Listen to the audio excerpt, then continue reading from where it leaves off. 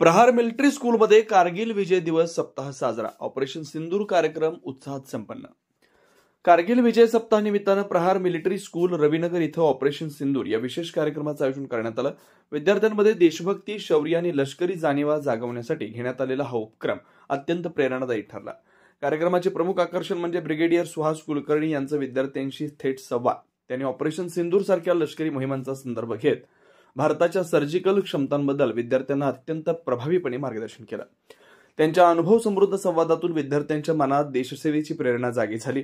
कार्यक्रमाच्या अध्यक्षस्थानी प्रहार मिलिटरी शाळेचे उपाध्यक्ष श्री भालचंद्र कागभट, MBA डिपार्टमेंटचे हेड श्री भावे सर तसेच मुख्याध्यापिका श्रीमती वंदना कुलकर्णी यांचीही कार्यक्रमात विशेष उपस्थिती लाभली. मान्यवरांनी आपल्या भाषणातून विद्यार्थ्यांना शिस्त, देशप्रेम आणि जबाबदारीची जाणीव करून दिली. कार्यक्रमाचं सूत्रसंचालन सुसंगत आणि प्रभावी पद्धतीने करण्यात आलं. विद्यार्थ्यांनी या सत्रात मोठ्या उत्साहाने सहभाग घेतला व उपस्थित मान्यवरांना प्रश्न विचारून संवाद अधिक समृद्ध केला. कारगिल विजय सप्ताहाच्या निमित्तानं आयोजित केलेला ऑपरेशन सिंदूर कार्यक्रम विद्यार्थ्यांसाठी केवळ माहितीपर नव्हे तर जीवन मूल्यांची प्रेरणा देणारा ठरला.